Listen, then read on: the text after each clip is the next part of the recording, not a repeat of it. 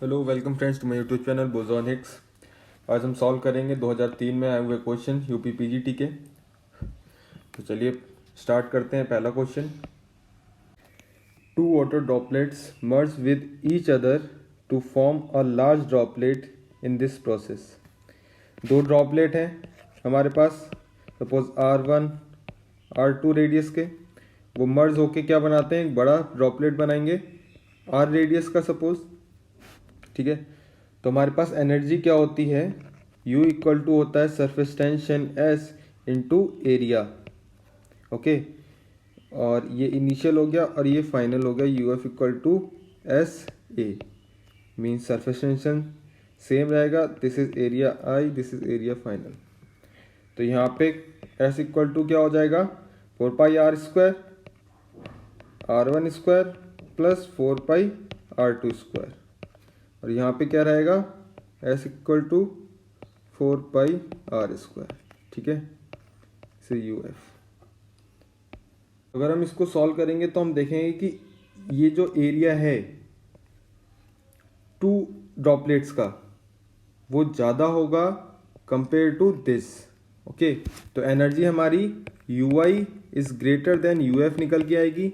उसकी वजह से अगर UI ज़्यादा है और UF कम है तो इसका मतलब क्या हुआ, हमारी जो एनर्जी थी ज़्यादा थी वो कम हो गई, तो इसका मतलब हमारी जो एनर्जी है वो लिबरेटेड हुई। ठीक है, मीन्स निकली कुछ एनर्जी, वेस्ट हुई, तो उसको क्या बोलेंगे, first option energy is liberated.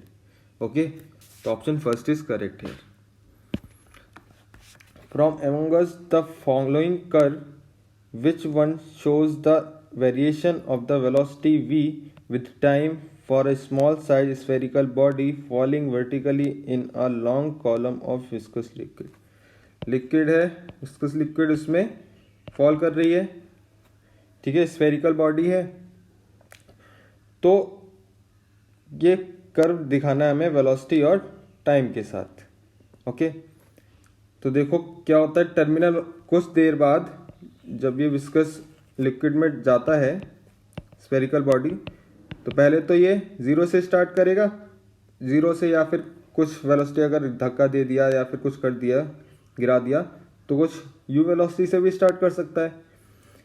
तो अगर ये स्टार्ट करेगा तो धीरे धीरे क्या करेगा, ये एक कांस्टेंट वेलोसिटी आ जाएगी उसकी। उसकी वैल्यू क्या होती है, terminal velocity VT equal to होता है 2/9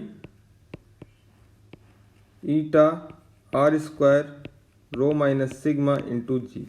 this is a terminal velocity जो कि कुछ टाइम बाद हमें मिलता है।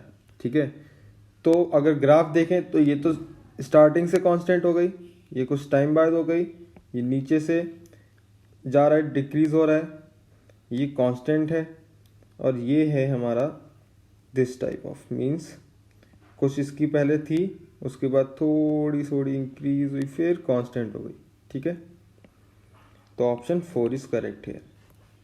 चलिए next, the rain drops in a spherical shape due to.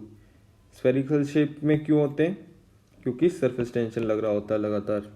चलिए next, a water has a surface tension of 7 × 10⁻² newton metre and the angle of contact with the glass is 0, it rises in a capillary of diameter इतना to a height.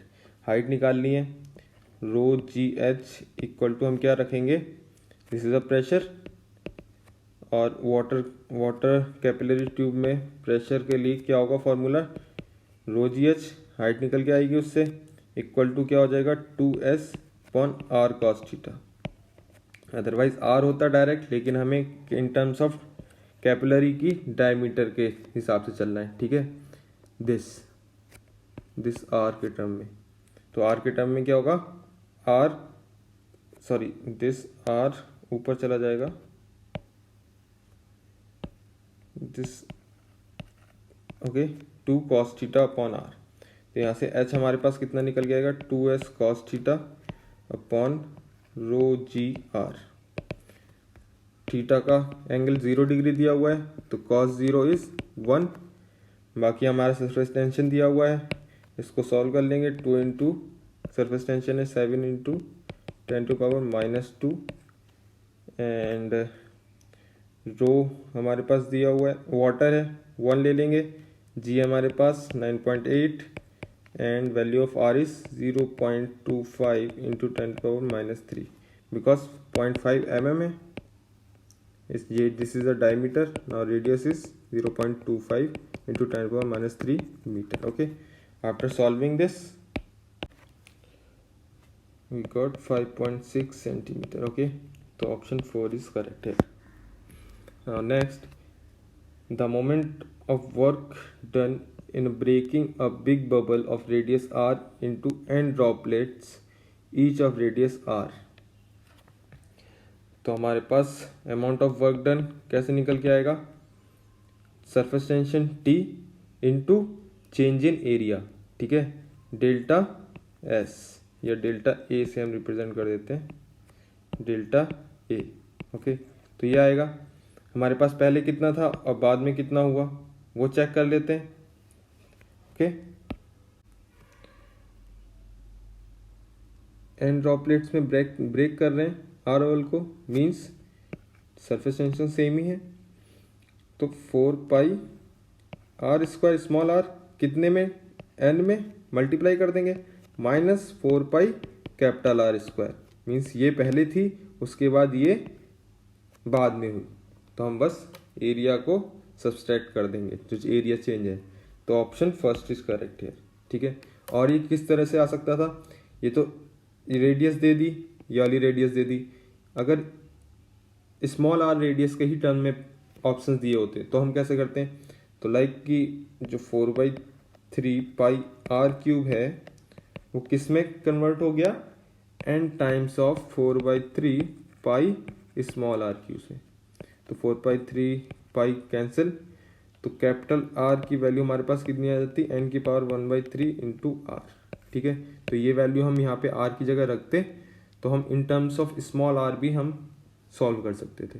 तो ये तो लगातार small r capital R में दिया हुआ है options, तो ये वाला ठीक है. अगर ये नहीं होता तो हम स्मॉल r में अगर ऑप्शंस दिए होते सारे तो r की वैल्यू हम ये रख देते हैं यहाँ पे. ठीक है, ये समझ में आया ना, क्योंकि हम बड़ा जो बबल था उसको हमने n टाइम्स छोटे बबल में कन्वर्ट कर दिया, तो वॉल्यूम तो सेम ही रहेगा, तो n टाइम्स हो जाएगा. तो दैट्स इट. चलिए next, a Carnot engine takes 300 calorie of a heat at 500 kelvin. ठीक है, इंजन है, Q1 दे दिया इन्होंने 300 कैलोरी और T1 दे दिया 500 केल्विन एंड रिजेक्ट्स कितना 150 कैलोरी, मीन्स Q2 दे दिया of the heat to sink the temperature of the sink. Temperature निकालना है, T2 निकालना है. तो हमारे पास सीधा सीधा फॉर्मूला आता है T2/T1 इक्वल टू Q2/Q1.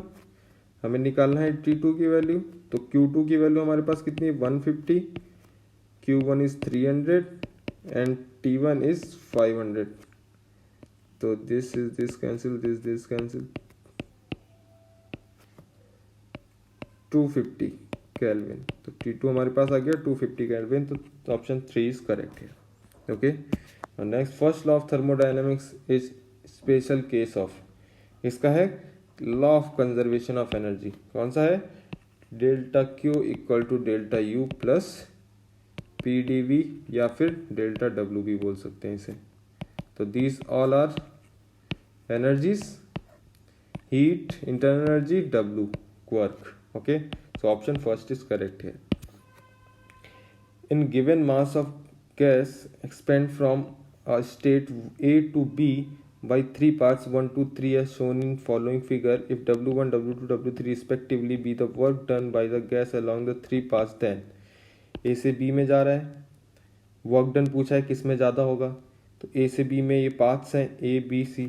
तो हमारा W का फॉर्मूला क्या होता है, अभी मैंने यहाँ पे देखा था, W इक्वल टू क्या था, P इंटू DV. ठीक है, P into DV, pressure into change in volume. तो यहाँ पे प्रेशर वॉल्यूम.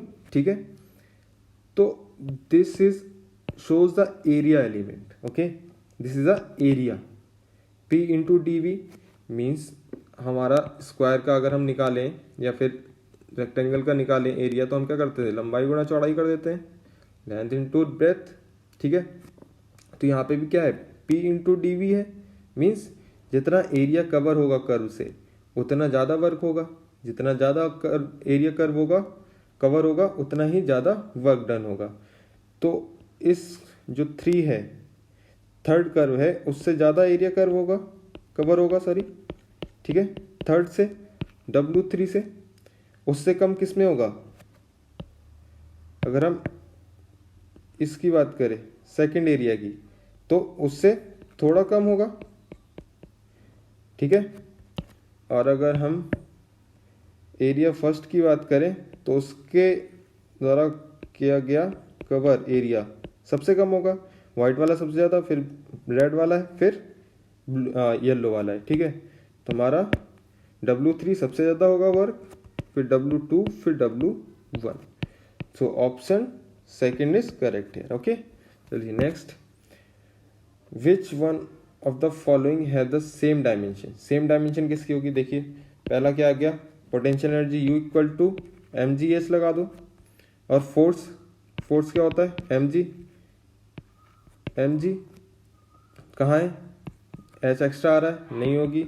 टॉर्क क्या होता है, tau equal to r cross f, and force ये तो बिल्कुल ही एक्स्ट्रा आ रहा है यार, नहीं होगा। थर्ड क्या है, torque r equal to r cross f, and potential energy mgh U equal to, तो यहाँ पे दिख रहा है L, फोर्स का क्या लगाएंगे, ML_T-2 होता है, तो ये क्या बन जाएगा, ML2T-2। यहाँ पे mg का देख लो, mg means mass, acceleration L_T-2, and this h is also length, तो ML2T-2। So this two are same, तो ऑप्शन थर्ड इज करेक्ट।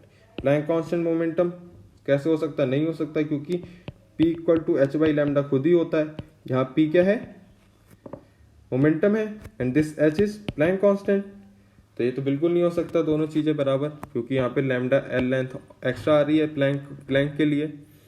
चलिए next, the angle between two vectors I plus J and J plus के, ये दो vector हैं, ये suppose A है, this is B vector, okay. तो क्या करते हैं, डॉट प्रोडक्ट करते हैं, एंगल पता चल जाएगा।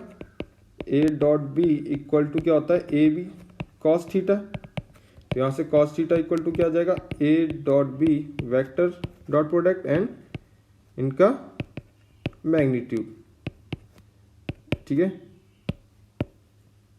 इनका मैग्नीट्यूड ले लेंगे। तो यहाँ पे क्या आ जाएगा, I प्लस जे की डॉट प्रोडक्ट करेंगे तो I से I होना चाहिए, नहीं है।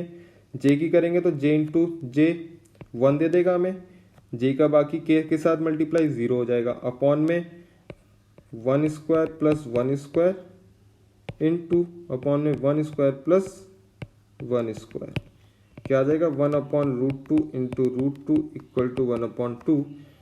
तो this is equal to cos theta. तो किसके लिए होता है, कॉस थीटा की 1/2 values, cos theta equal to cos 60 का, तो थीटा इक्वल टू हमारे पास क्या आ जाएगा, 60 डिग्री।